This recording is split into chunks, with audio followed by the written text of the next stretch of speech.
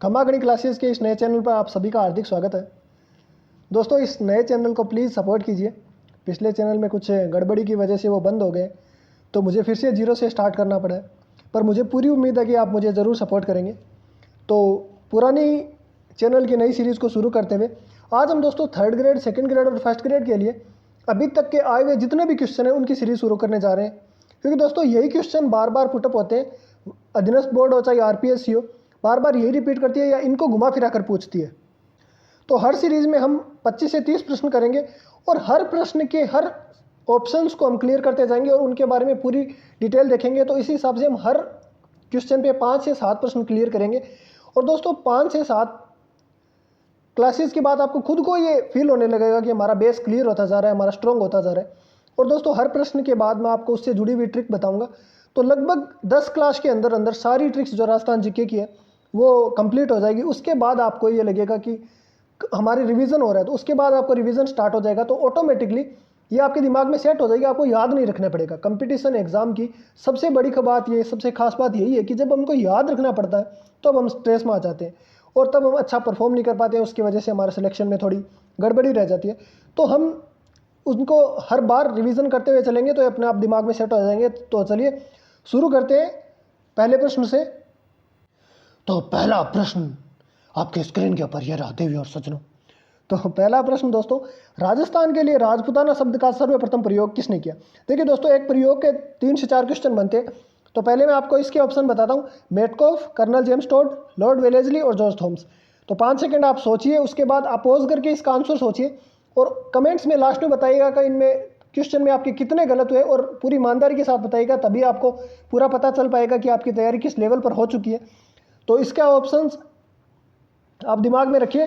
और अब इसकी बात करें तो इसका ऑप्शन राइट होगा, ऑप्शन नंबर 4 है वो इसका राइट आंसर होगा, जॉर्ज थॉमस। तो देखिए दोस्तों 5-6 शब्द है जिनके बारे में पूछा जाता है कि इसका सर्वप्रथम प्रयोग किसने किया, तो उनके बारे में देखते हैं।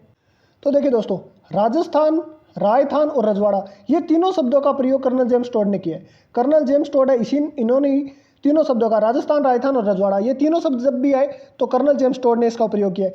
राजपूताना शब्द का, जिसे ऊपर वाले क्वेश्चन में पूछा गया कि राजपूताना शब्द का प्रथम प्रयोग, तो जॉर्ज थॉमस ने किया। इन्होंने अपनी पुस्तक the military memoirs of mister George Thomas, तो इसमें इन्होंने राजपूताना शब्द का प्रथम प्रयोग किया। और इसका लेखक दोस्तों कौन था, ये भी पूछा गया क्वेश्चन है, विलियम फ्रैंकलिन। तो विलियम फ्रैंकलिन है वो, इन्होंने बुक लिखी थी the military memoirs of mister George Thomas. तो राजस्थान, रायथान, रजवाड़ा कर्नल जेम्स टोड और राजपूताना जॉर्ज थॉमस।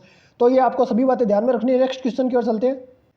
भारतीय संविधान के अनुसार राजस्थान को भारत के किस श्रेणी में रखा गया था? तो दोस्तों इस प्रथम श्रेणी ए, द्वितीय श्रेणी बी, तृतीय श्रेणी सी और स्वतंत्र राज्य। तो इसका right answer option number B होगा दोस्तों, द्वितीय श्रेणी में। केवल अजमेर ही ऐसा था जिसको सी श्रेणी में रखा गया था, बाकी सभी को बी श्रेणी में। तो ऑप्शन नंबर बी उसका राइट आंसर हो जाएगा। अब एक ये प्रश्न है दोस्तों, ये फिक्स हो चुका है कि ये प्रश्न पूछा जाएगा, राजस्थान में करौली जिले का गठन कब हुआ? तो जो 7 जिले जिनका गठन हुआ था वो भी अभी आपको ट्रिक के साथ सारा बताऊंगा, लेकिन इसके आप दिमाग में सोचिए कौन सा आंसर होगा। तो मैं इसका आंसर बताऊं तो सीधा ही बता देता हूं बिना ऑप्शन के। ऑप्शन नंबर डी है वो राइट आंसर होगा। 19 जुलाई 1997 में करौली जिले का गठन हुआ था। अब मैं सारे आपको दोस्तों एक ट्रिक याद रखनी है, उसके साथ आपको सारे याद आ जाएंगे। तो देखिए दोस्तों, ये आपको ट्रिक ध्यान में रखनी है।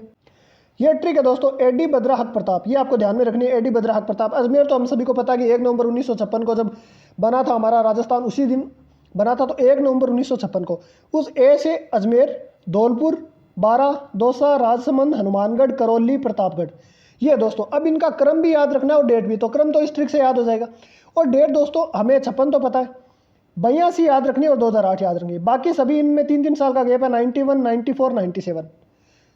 आप इसको इस हिसाब से याद रखिए 15, 10, 12, 19, क्योंकि दोस्तों 12, दौसा और राजसमंद का एक ही दिन हुआ था। तो 15, 10, 12, 19 याद रखेंगे। अप्रैल, जुलाई, ये है दोस्तों। और 26 नवंबर प्रतापगढ़ को, ये सबको पता है, 26 नवंबर 2008 को प्रतापगढ़ का हुआ था 33वें जिले के रूप में। तो ये क्रम ध्यान में रखना है दोस्तों। ये बहुत बार क्वेश्चन पूछा जा चुका है और शायद तक नेक्स्ट क्वेश्चन भी इसी के ऊपर आए हुए। ये सारे क्वेश्चन आए हुए हैं दोस्तों और साइड में लिखा हुआ भी है कौन से एग्जाम के अंदर पूछा गया है। तो चलिए नेक्स्ट क्वेश्चन की ओर चलते हैं। यह भी क्वेश्चन उसी के बारे में है दोस्तों। गंगानगर से हनुमानगढ़ जिले का गठन कब हुआ? तो हनुमानगढ़ जिले को गंगानगर से काट कर बनाया गया था दोस्तों। तो इसका ऑप्शन नंबर सी है वो राइट आंसर होगा, हमने अभी देखा है। कि हनुमानगढ़ जिले का हनुमानगढ़ का 12 जुलाई 1994 में इसका हो गया था, तो ऑप्शन नंबर सी है इसका राइट आंसर हो जाएगा। अब देखिए दोस्तों, कौन सी रेखा राजस्थान के दक्षिण भाग से गुजरती है? तो हम सभी को पता है राजस्थान के दक्षिण भाग से कौन सी गुजरती है, फिर भी हम एक बार मकर रेखा, विषुवत रेखा, कर्क, ये दोस्तों पता है मैं राजस्थान से केवल और केवल कर्क रेखा गुजरती है इनमें से। ऑप्शन नंबर सी इसका राइट आंसर हो जाएगा। लेकिन कर्क रेखा से संबंधित और भी क्वेश्चन जो पूछे जाते हैं, तो कर्क रेखा से संबंधित दोस्तों ये देखिए क्वेश्चन, राजस्थान में कर्क रेखा कहाँ से गुजरती है? ये केवल 2 जिला में डूंगरपुर और बांसवाड़ा और 26 किलोमीटर, क्योंकि कर्क रेखा होती है 23 से 1/2, तो आप ऐसे याद रख सकते हो कि 2 को 3 से गुणा किया तो 26 किलोमीटर। 26 किलोमीटर है वो हमारे राजस्थान से गुजरती है केवल डूंगरपुर और बांसवाड़ा राज्य में। और 21 जून ये भी क्वेश्चन बहुत बार पूछा गया, सूर्य पर कर्क रेखा एकदम सीधी रेखा में चमकता है। और 22 दिसंबर को तिरछी किरणें पड़ती है सबसे ज़्यादा कर्क रेखा पर। तो कर्क रेखा से संबंधित ये कुछ फैक्ट्स है जो हमें ध्यान में रखने और पूछे गए हैं बार बार। नेक्स्ट क्वेश्चन दोस्तों, पाकिस्तान की सीमा रेखा को सर्वाधिक स्पर्श करने वाला राजस्थान का कौन सा जिला है? तो ये क्वेश्चन तो बहुत बार रिपीट होता है, आप सभी को भी इसका आंसर पता होगा, लेकिन हम इसके साथ साथ रिवीजन होता रहेगा और हम बाकी फैक्ट्स के बारे में जानते रहेंगे। तो ऑप्शन नंबर सी है, हमें सभी को पता है जैसलमेर है जो इसका राइट आंसर होगा। सबसे ज़्यादा इसकी लगती है, हम कितनी लगती है वो हम अभी देखते हैं। तो ये क्रम याद रखने के लिए दोस्तों आप ये याद रख सकते हो, ये JBGB, जैसलमेर, उसके बाद बाड़मेर, फिर गंगानगर और उसके बाद बीकानेर। तो सबसे कम बीकानेर की और सबसे ज़्यादा जैसलमेर की, टोटल हमारे 4850 5920 और 4850 है वो अंतर्राज्य में, और 1070 है वो अंतर्राष्ट्रीय सीमा लगती है। तो इनमें से दोस्तों क्रम हम देखें तो JBGB से याद रह जाएगा, जैसलमेर की 464, और एक साथ याद रखिए दोस्तों, जैसलमेर और बीकानेर की 464, 168, बाड़मेर की 228 और गंगानगर की 210। तो ये याद रखिएगा दोस्तों, ये प्रश्न बहुत बार पूछा जा चुका है। नेक्स्ट क्वेश्चन की ओर बढ़ते हैं। आज दोस्तों मैंने ज़्यादा हार्ड क्वेश्चंस नहीं लिए, आज मैंने नॉर्मल क्वेश्चन लिए ताकि एक वार्म अप हो जाए हमारा। उसके बाद कल से हाई लेवल के क्वेश्चन, ये भी क्वेश्चन वैसे सारे आए हुए ही हैं, लेकिन कल से हार्ड क्वेश्चन भी लेना शुरू करेंगे। राजस्थान का क्षेत्रफल निम्नलिखित यूरोपीय देशों में से किन के क्षेत्रफल के बराबर है? तो देखिए दोस्तों, इसमें ऑप्शन है नॉर्वे, बेल्जियम, स्विट्जरलैंड और पोलैंड। लेकिन राजस्थान का वैसे देखा जाए तो लगभग 4 देश ऐसे हैं जिनके क्षेत्रफल में लगभग बराबर है। तो इसमें ऑप्शन नंबर ए नॉर्वे और जो पोलैंड है, ऑप्शन नंबर डी है वो राइट आंसर हो जाएगा। हम चारों देखते हैं वो देश जो कौन कौन से जिनके लगभग सेम लगती है। तो जो दोस्तों जापान, जर्मनी, नॉर्वे और पोलैंड है, ये चारों देश, जापान, जर्मनी, नॉर्वे, पोलैंड, ऊपर वाले में केवल नॉर्वे और पोलैंड दिया हुआ था। तो जापान, जर्मनी, नॉर्वे और पोलैंड है, ये चारों देशों की लगभग क्षेत्रफल राजस्थान के बराबर है। और ये क्वेश्चन 2-3 बार रिपीट हो चुका है, तो हमें ध्यान में रखना है। तो लेकिन बार बार ये क्वेश्चन आते रहेंगे, अपना आप हमें याद हो जाएगा, तो ये बस थोड़ा सा दिमाग में रखिए। चलते हैं नेक्स्ट क्वेश्चन की ओर। और ये क्वेश्चन तो बहुत बार रिपीट हो चुका है, आपने भी अपने करियर में काफ़ी बार देख लिया होगा। अरावली पर्वत श्रृंखला की सबसे ऊंची चोटी, चोटियों का क्रम में लगभग 10 तक तो हमें याद होनी चाहिए दोस्तों। और इसके 2 क्वेश्चन बनते हैं कि या तो क्रम पूछते हैं और या फिर ये कौन से जिले में ये पूछते हैं। तो इसकी हमें सबको पता है कि गुरु शिखर वो सबसे ऊंची चोटी है पहले नंबर की। तो हम सभी का क्रम देखते हैं दोस्तों, कौन से क्रम की है। तो ये देखिए दोस्तों, ये आपको थोड़ी सी ट्रिक है वो याद रखनी होगी। गुरु से दिल जरा आकर ऋषि को सजाओ, गुरु से दिल जरा आकर ऋषि को सजाओ। तो गुरु शिखर, शेर, दिलवाड़ा, जरगा, अचलगढ़, कुंभलगढ़, रघुनाथगढ़, ऋषिकेश और कमलनाथ। उसके बाद है सज्जनगढ़। उसके बाद दोस्तों आपको टोटगढ़, खो, सायरा, उदयपुर और तारागढ़, ये आपको नॉर्मल दिमाग में होना चाहिए, पर ये 10 तो आपको याद होनी ही चाहिए। और लगभग 5 के आपको इनकी हाइट का भी लगभग अंदाजा होना चाहिए कितना आप हो सकते हो। तो शुरू के याद कर सकते हो, जैसे 1700 समथिंग है, शुरू के 3 आपको याद होंगे। उसके बाद आप वैसे याद न रखें तो केवल इतना याद रख लीजिए 1300 समथिंग है, 1200 समथिंग है, फिर 10 है। तो इस हिसाब से करेंगे तो आप ऑप्शन से आराम से कैंसिल करके कर सकोगे। तो ये ट्रिक दोस्तों ध्यान में रखना है, गुरु से दिल जरा आकर ऋषि को सजाओ। ठीक है, नेक्स्ट क्वेश्चन की ओर चलते हैं। तो इसका ऑप्शन नंबर 2 है वो राइट आंसर हो जाएगा, गुरु शिखर इसकी सबसे ऊंची चोटी है। अब राजस्थान के मतलब का तो क्वेश्चन अब आया, लू शब्द का किस प्रकार की हवाओं से स्पष्ट है? तो देखिए दोस्तों, लूसा तो हमारे तालमेल कुछ ज़्यादा ही है। मैं शेखावाटी से बिलोंग करता हूँ, तो हमारे यहाँ तो धूल भरी आंधियाँ, शुष्क हवाओं से चलना नॉर्मल बात है। तो हमारे लिए तो क्वेश्चन बहुत ईजी है, ऑप्शन नंबर ए वो आप सभी के लिए भी राजस्थान में तो पूरी है ही। लेकिन दोस्तों इससे संबंधित एक और क्वेश्चन है, आंधी का भी इस तरह से ही वर्णन किया जाता है, जो हम देखते हैं कि किस प्रकार है। देखिए दोस्तों, धूल भरी एवं शुष्क हवाएं जब भी आती है तो उसका अर्थ लू ही है, लेकिन धूल भरी एवं नमी युक्त हवाएं आती है तो उसका अर्थ है आंधी। लू तो तापमान को बढ़ाती है, जो हमारी गर्मियों में मई जून के महीनों में काफ़ी चलती है, और आंधियों की बात करें तो तापमान को कम करती है। तो आंधी है वो नमी युक्त होती है, तो उसकी वजह से तापमान कम होता है, और जो शुष्क हवाएं होती है उन्हें लू कहती है, जो हमें जैसलमेर की ओर ज़्यादा पड़ती है, शेखावाटी की ओर भी काफ़ी चलती है, जो गर्मियों के महीनों में ज़्यादा होती है। आंधिया की बात करें तो सर्वाधिक गंगानगर में आंधिया होती है, तो वहाँ पर नमी युक्त होती है, इसीलिए वहाँ पर तापमान कम रहता है पश्चिमी इलाकों की तुलना में। नेक्स्ट क्वेश्चन दोस्तों मानसून से संबंधित है। राजस्थान में दक्षिण पश्चिम मानसून की अवधि कौन सी है? तो इसमें हमें मानसून की अवधि पूछी है, तो हम जानते हैं कि राजस्थान में जो वर्षा ऋतु है उसमें मानसून का आगमन होता है, जो जून से शुरू होती है, 15 जून से। तो जून से सितंबर, ऑप्शन नंबर बी है उसका राइट आंसर हो जाएगा। तो ऑप्शन नंबर बी, मानसून का प्रवेश पूछा है इसने, तो ऑप्शन नंबर बी है इसका राइट आंसर हो जाएगा। तो हम देखते हैं कि दोस्तों मानसून का क्रम कैसे है, कब वो आता है और कब लौटता है। तो देखिए दोस्तों, मानसून का आगमन है वो वर्षा ऋतु में 15 जून से 27 सितंबर तक होता है। 27 सितंबर तक मानसून का आगमन चलता है, और उत्पत्ति हमें पता है दोस्तों हिंद महासागर से होती है। मानसून का हमारे राजस्थान में दक्षिण पश्चिम से प्रवेश करती है, ये हमारा राजस्थान है मान लीजिए। तो इस प्रकार हमारा मानसून प्रवेश करता है राजस्थान में। तो और मानसून का लौटना दोस्तों वापस जब लौटता है तो वो किस समय लौटता है? वो शरद ऋतु में, जो सर्दी की होती है उस समय, अक्टूबर से दिसंबर तक ये इसका रहता है। तो मानसून का लौटना अक्टूबर दिसंबर, और मानसून का आगमन है वो जून सितंबर तक होता है दोस्तों। नेक्स्ट क्वेश्चन भी इसी पर है दोस्तों, लौटते मानसून की ऋतु कौन सी है? तो ऑप्शन नंबर है जुलाई से अगस्त, जनवरी से फरवरी, अक्टूबर से दिसंबर और मार्च से जून। तो अभी हमने देखा है अक्टूबर से दिसंबर है वो अभी जो सर्द ऋतु की जो होती है उसी समय लौटता मानसून का काल है। तो ऑप्शन नंबर सी, अक्टूबर से दिसंबर तक, ये इसका राइट आंसर होगा। वालरा पत्ती जो कि पर्यावरणीय अवनयन का कारण है, का एक प्रकार है। हम सभी जानते हैं दोस्तों वालरा क्या है, एक प्रकार की कृषि है। तो ऑप्शन नंबर सी इसका राइट आंसर हो जाएगा। लेकिन इससे संबंधित एक क्वेश्चन पूछा जाता है दोस्तों, स्थानांतरित कृषि है वालरा है, जो सिरोही की ओर गरासिया करते हैं, तो दक्षिण भाग में हमारे स्थानांतरित कृषि होते हैं। इससे संबंधित एक क्वेश्चन पुटअप होता है बार बार। देखिए दोस्तों कि अरावली के पर्वतीय प्रदेशों में होने वाली स्थानांतरित कृषि को चिमाता कहते हैं, और जो मैदानी भागों में होती है दोस्तों वो दजिया कहते हैं। तो इसमें बहुत बार कन्फ्यूजन हो जाता है। तो आप ये याद रखिए कि राजस्थान में जितनी भी लगभग देवियों का मंदिर है वो पर्वत के ऊपर है, तो माताओं का जो मंदिर है वो पर्वत के ऊपर है, तो चिमाता आप उस हिसाब से याद रख सकते थे। और मैदानी भाग दय से मैदानी इसमें दयार है, और दजिया याद रह जाएगा आपको। तो ये क्वेश्चन है वो बार बार पूछा जा चुका है, तो आपको ये ध्यान में रखना है। नेक्स्ट क्वेश्चन है दोस्तों कि पर्यटन को उद्योग का दर्जा कब मिला? तो 79, 99, 55 और 89। तो ऑप्शन नंबर डी है वो इसका राइट आंसर है दोस्तों। 1989 यूनुस खान समिति की सिफारिश पर राजस्थान में पर्यटन को उद्योग का दर्जा दिया गया। तो ऑप्शन नंबर डी है वो इसका राइट आंसर होगा। एक आजकल दोस्तों ये भी क्वेश्चन बहुत ज़्यादा पूछा जा रहा है, कोटा निम्नलिखित में से किस नदी के किनारे स्थित है?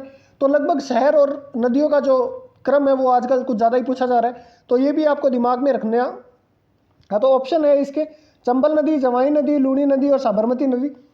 तो आप सभी को ये इसके बारे में पता है कि जो हाड़ौती संभाग में चंबल नदी है वो सबसे बड़ी क्षेत्र की, लूणी है वो हमारे पश्चिम क्षेत्र की है, जवाई नदी औपाली और की तरफ है। तो ऑप्शन नंबर ए है चंबल नदी। लेकिन हम बाकी भी जो इंपॉर्टेंट शहर है वो किन किन नदियों के किनारे बसे है वो देखते हैं। तो देखिए दोस्तों, कोटा शहर तो इसके अंदर पूछा ही है, चंबल नदी के किनारे। जयपुर शहर है वो बाणगंगा नदी के किनारे बसा हुआ है, जिसे रुंडित सरिता भी कहा जाता है, ये भी क्वेश्चन बार पूछा गया। जोधपुर शहर है वो लूनी नदी के किनारे, और शेखावाटी क्षेत्र है वो कांतली नदी के किनारे बसा हुआ है। और शेखावाटी है जिसमें चूरू जूझ शिखर आते हैं, लेकिन चूरू और बीकानेर में कोई नदी नहीं है। ये कांतली नदी है जो चूरू की सीमा पर ही समाप्त हो जाती है, विलीन हो जाती है। तो चूरू और बीकानेर ऐसे दो जिले जिसमें कोई नदी नहीं है। नेक्स्ट क्वेश्चन की ओर चलते हैं। नदियों से जुड़ा हुआ एक और क्वेश्चन है, लूणी बेसिन को किस नाम से जाना जाता है? तो लूणी बेसिन के दोस्तों 3-4 नाम है, वो आपको सभी दिमाग में रखने होंगे, क्योंकि क्वेश्चन आजकल बहुत अलग अलग पुटअप हो रहे हैं। तो ये आपको ध्यान रखना है, शेखावाटी क्षेत्र, गोडवाना क्षेत्र, मावली क्षेत्र और गोडवार क्षेत्र। तो ऑप्शन नंबर डी है वो इसका राइट आंसर है दोस्तों। गोडवार क्षेत्र है वो इसका राइट आंसर है। इस लूणी बेसिन को गोडवार क्षेत्र भी कहा जाता है। इसके अलावा दोस्तों लूणी नदी को रेल्ला नाड़ा और रेल नाड़ा भी कहते हैं दोस्तों। तो ये चारों आपको दिमाग में रखना है।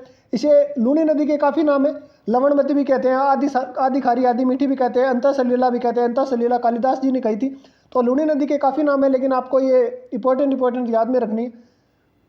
नेक्स्ट क्वेश्चन की ओर चलते हैं।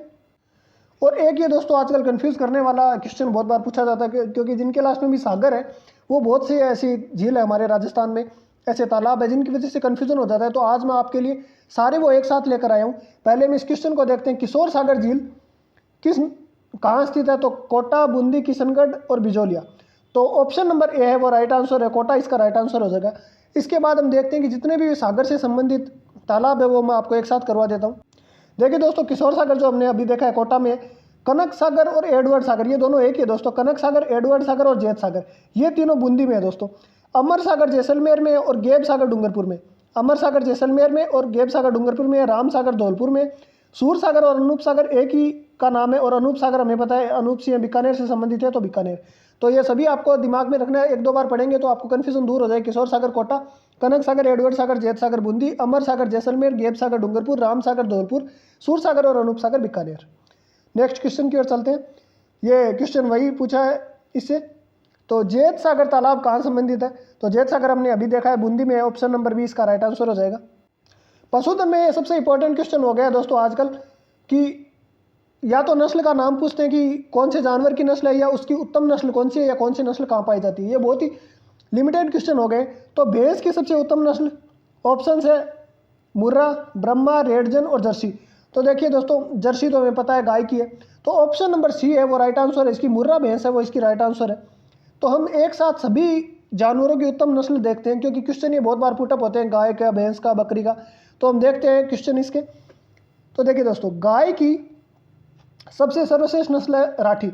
जैसे दोस्तों एक ट्रिक के साथ आपको बताता हूँ, जैसे हम किसी भी चीज़ को अच्छी बताते हैं तो उसको कहते हैं कि जैसे बीइंग ह्यूमन, बने रहो, इंसान बने रहो, तो उसी तरह हमें याद रखना है कि बीइंग राठी, बीइंग राठी, गायों को राठी बने रहने दो। बीइंग से अर्थ है बीकानेर और गंगानगर। तो बीकानेर और गंगानगर जिलों में राठी गाय पाई जाती है। तो गाय की सर्वश्रेष्ठ नस्ल है राठी। भैंस की सर्वश्रेष्ठ अभी हमने देखा है मुर्रा, बकरी की जखराना, और भेड़ की चोकला है, जिसे भारत की मेरिनो भी कहते हैं। मेरिनो दोस्तों ऑस्ट्रेलिया में पाई जाती है, और कहते हैं कि ये एक साथ 20 से 25 किलो देती है। और चोकला जो है हमारे शेखावाटी क्षेत्रों में पाई जाती है, ये लगभग 1 से 1.5 किलो ऊन देते हैं। फिर भी हम इसे भारत की मेरिनो कह देते हैं, क्योंकि हमारे सबसे ज़्यादा ऊन यही देती है। तो सर्वाधिक ऊन देने वाली भेड़ की नस्ल दोस्तों जैसलमेरी है। लेकिन ये आपको याद रखना है कि दोस्तों सर्वाधिक लंबी ऊन है वो मगरा देती है, और सर्वाधिक ऊन है वो जैसलमेरी देती है। तो इन दोनों में कंफ्यूज नहीं होना आपको। और ऊँट की सर्वश्रेष्ठ नस्ल है वो नाचना है, जो जैसलमेर में, और यही इसका उद्गम स्थान है। और भार ढोने के लिए उपयुक्त बीकानेरी है, और सर्वश्रेष्ठ सवारी के लिए वो गौमठ ऊँट है, वो जोधपुर से बिलोंग करते हैं। तो इन सभी को आपको ध्यान में रखना है। ये क्वेश्चन आजकल बहुत बार पुटअप हो रही है। एक सारणी को आप दिमाग में रखोगे तो बहुत से क्वेश्चन इससे करेक्ट हो जाएंगे दोस्तों। राजस्थान के किन जिलों में सबसे ज़्यादा आरक्षित वन है? तो आरक्षित वन देखिए दोस्तों, पूछा है जोधपुर, गंगानगर, उदयपुर, चित्तौड़गढ़, जैसलमेर, बीकानेर, डूंगरपुर, कोटा। तो अगर हम क्वेश्चन करना चाहिए और ऑप्शन को कट भी करना चाहिए तो दो ऑप्शन तो आराम से कट हो जाएंगे, जोधपुर वाला और जैसलमेर बीकानेर वाला। फिर भी हमें बताया कि उदयपुर और प्रतापगढ़ क्षेत्र में, इस क्षेत्र में ज़्यादा है। तो ऑप्शन नंबर 20 का राइट आंसर हो जाएगा। उदयपुर और चित्तौड़गढ़ में आरक्षित वन क्षेत्र ज़्यादा है। पहले नंबर पर उदयपुर है, उसके बाद चित्तौड़गढ़ है। Next question. अब देखिए दोस्तों, ये भी क्वेश्चन बहुत बार पुटअप हो चुका है। न्यूनतम वन क्षेत्र, न्यूनतम वन संपदा वाला जिला नागौर, दौसा, चूरू और हनुमानगढ़। ये भी क्वेश्चन दो तरह से पूछा जाता है दोस्तों। एक तो न्यूनतम वन संपदा और एक न्यूनतम वन क्षेत्र प्रतिशत के हिसाब से। तो वो दोनों आज हम कंपैरिजन में पढ़ेंगे, तो आपकी सारी कन्फ्यूजन दूर हो जाएगी। तो इसका राइट आंसर ऑप्शन नंबर 3 है, चूरू जिला है वो सबसे कम वन संपदा वाला जिला है। तो देखिए दोस्तों, न्यूनतम वन क्षेत्र और न्यूनतम वन संपदा प्रतिशत के हिसाब से, न्यूनतम वन क्षेत्र की बात करें तो पहले स्थान पर चूरू है, उसके बाद हनुमानगढ़ और उसके बाद जोधपुर है। चूरू में लगभग 82 वर्ग किलोमीटर, हनुमानगढ़ में लगभग 90 और जोधपुर में 108 के लगभग है। लेकिन जैसे हम प्रतिशत की बात करते हैं, क्योंकि जोधपुर का एरिया ज़्यादा है तो उसकी वजह से ये पहले स्थान पर आ जाता था, और पहले स्थान पर जोधपुर है न्यूनतम वन प्रतिशत के मामले में। तो वहाँ पर चूरू नहीं करना है दोस्तों। 0.47% ही वहाँ पर वन क्षेत्र है। 2 नंबर पर चूरू आ जाता है। इसमें केवल आप 2 ही याद रखोगे तो बहुत है, ज़्यादा नहीं पूछा जाता है इसके अंदर। फिर भी जोधपुर, चूरू और नागौर, और इसके अंदर चूरू सबसे पहले, फिर हनुमानगढ़ और फिर जोधपुर है। तो ये आपको दोनों ध्यान में रखना है कि कौन सा क्वेश्चन पूछा है, और बहुत केयरफुली एग्जाम्स के अंदर क्वेश्चन पढ़ के करना है, क्योंकि लगभग 1 नंबर से सिलेक्शन से जो रहता है वो अपनी कहीं ना कहीं इन्हीं गलतियों की वजह से रह जाता है। तो नेक्स्ट क्वेश्चन की ओर चलते। भारत में वन रिपोर्ट 2019 के अनुसार निम्न में से किस एक जिले में बहुत घना, ये क्षेत्रफल वाला पूछा है दोस्तों। तो हमने अभी भी दिखा है जोधपुर में, और ये रिपोर्ट दोस्तों 2019 में आई है, वो 16वीं रिपोर्ट है। ये भी क्वेश्चन पूछा जा चुका है। कौन सी रिपोर्ट है? ये 16वीं रिपोर्ट है दोस्तों, वन क्षेत्र की 16वीं रिपोर्ट है।